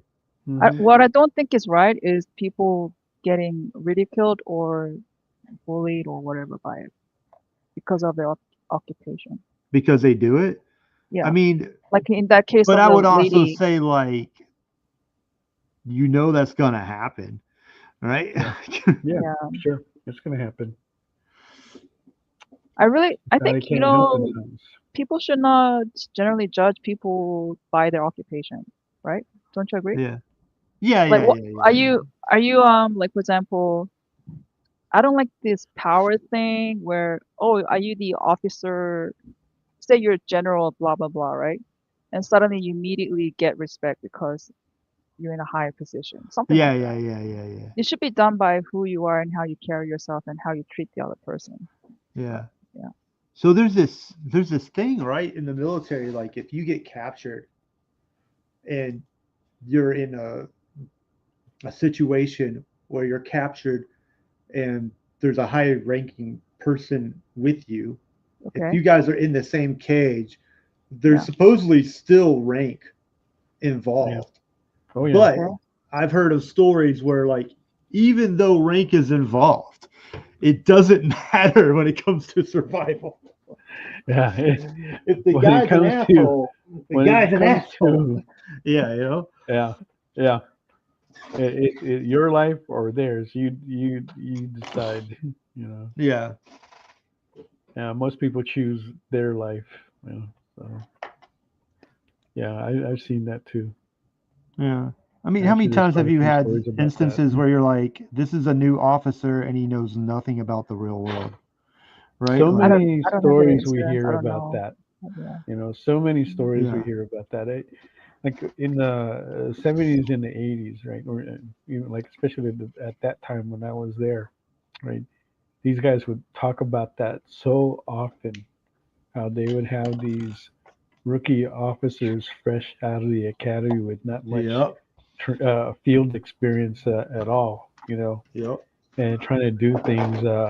Some of it was right, from the book, but the thing is that some of the things they learned out of the book, it's just not applicable or feasible in that current wartime. Yeah, things it sounds change. good in theory. Yeah, but it's good in theory, but it don't work now because you know why? Everybody else is studying the same tactics and have got counter tactics to that now. Yeah. So you got to be smarter than that. Yeah. Like what? There's no military that has not studied 300. That thing is in every military academy. What I'm really surprised is from you, Sean, is that if your personality really, I mean, you and I are so similar, how did you keep it in? Because I would be the one who's like, that does not make any logical sense. It's just so dumb. Like, how did you keep it in? Oh, you mean like with orders and stuff like that? And like, oh, dude, I had one guy. Dying inside. So one chief was so mad at us because we were a little rambunctious in my group when I was in deck. Like I knew a dude who took a whole pail of paint, and I'm talking about that thing weighed at least like 100 pounds, just threw that shit in the ocean, right? The whole pail, right? Just polluting the ocean because he didn't want to paint anymore. He was tired of painting. Okay. So he would do that like every other day, and all of a sudden we don't have any paint. And and we're about to pull into port, and we're supposed to look good. Oh God. And there's no paint. So the chief is all pissed off. He couldn't. He's like, you guys are so unruly that he worked us the whole day. So much so that it was 8 o'clock at night, pouring rain outside, and he was telling us to mop up the rain as it's raining. Yeah. Right? Oh. Those are the things that I've done. And I was like, But that's not your fault. That was I the was like, I idiot's have to use fault. the restroom. Don't I have to use matter. the restroom. And they're like, no, you don't. Go over the side. Go over the things like side? that. Yeah. Like just things like that. Like just ridiculous stuff like that. Yeah. We're like, then he would throw paintbrushes off, right? So they're like, you have no paintbrushes? Take those sponges. We're going to cut them in half. And you're going to paint with sponges. Didn't you end up? This is literally stuff that we had to do because we had one guy that would do it. And the guy was like huge and The muscular. one who kept throwing away? Yeah. The All right, dude so was my question like is a going to be brick this, house. right? After you got those orders and you had to do that, right? Yeah. What happened after that? Anything Yeah. happened? You Did you guys kill take him? matters into your hands? No. Really? Because Yeah. it's built like a brick house. Don't matter. The There's a bunch problem, of the you. thing was is that we were doing this all together, right? And we sort of agreed with him. Because he's okay. big. All right, so he didn't quite. We didn't I hate mean, this he may guy, have done the physical action, but we weren't you going to guys stop him from actually doing it kind either. of like sanctioned him to. We weren't going to stop him. authorized him We're to probably do it. like, you probably shouldn't do that. He's like, I don't give a shit. And I'm like, all right, Hey, we're we're not not going to supposed stop to. you. Watch your but, you know, language. Okay. Yeah. So- I'm like, we're not going to stop you Okay. though. But like, what are you going to Yeah. do? Yeah. This guy's built like a brick house. He like lift up one of us up with his bare hands by the neck. It's just like, Oh, that's so not fair. like, what are you I don't know, doing? like- And I'm sort of like in the back of my mind, like, what are you even doing here? Why didn't you go for SEALs? Or why didn't you go into Because another he job? was not smart enough. Because you kind of do need to have a brain. So Just because you have muscles doesn't mean that you're yeah, not and also mentally you need as a well, you know, mental. you know. It's a mental game. If you can't handle Yeah. stress, But that's. I don't know. See, in our we would have never tolerated that, even no matter how big he was. Yeah. Yeah. Well, So I he feel was bad for you. likable too. That's the thing. We sort of liked him. Oh no, so, that's yeah. even He worse. was Yeah, very it is. likable. Yeah. But he wasn't. Yeah. He's one of the few people that I can still remember his name out of all that group. There's people on that group that I'm like, I don't remember your name at all. But Yeah. Oh, are you but- also like me? Like you're terrible with names? oh God, yes. Okay. Like, Okay. Good. The worst. I mean, it's not good, but I just feel good that you and I, I don't feel alone. Yeah, I remember names when it's really made an impression or something like that to me. So yeah. It sounds arrogant, but you really have to make a huge impression. And it can't be once. It has to be repeated impressions.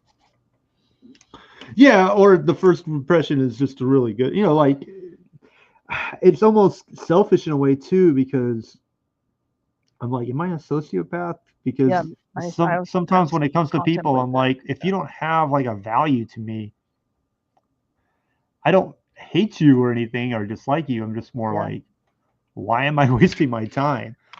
I think that's just being practical. Yeah, see, it sounds like it's being practical, but it's also a thing with sociopaths. Like it is. Oh yeah. Are you sure? If you don't have Don't a make value, me feel bad.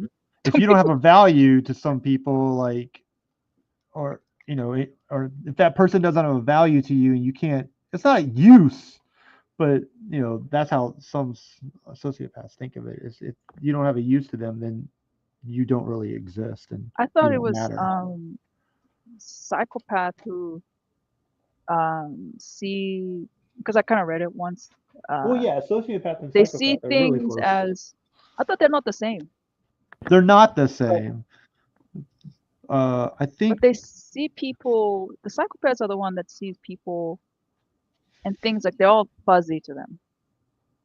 The faces, they're like fuzzy because they don't have. It's not important to them.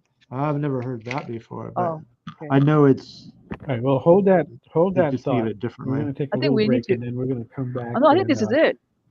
Give away a couple things. What time is it? I think What's this is that? the last 5 minutes. Yeah, we close. It's We stop 8:30, at 9. it's 6. There's no commercial break. We need to do it now, Mel. Wait. 8:55. Oh, wow. Okay, let's do this real quick. 2 giveaways. JD. Roll it. My the clock on my computer is wrong. I didn't realize that. Yay, Kenneth Bird takes the first one. You know, I think we only made what? 200 of this in circulation?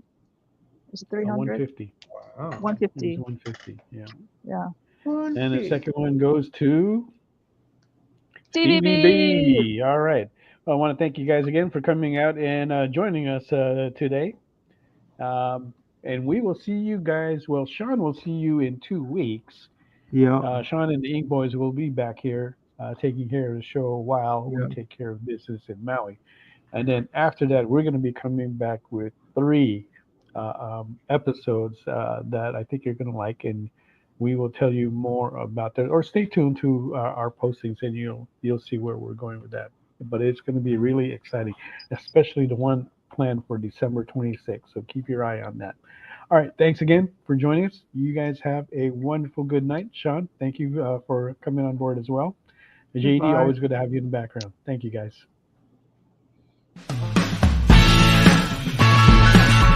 Join the party. Head over to our link tree to find all the links for everywhere the experience is all the time.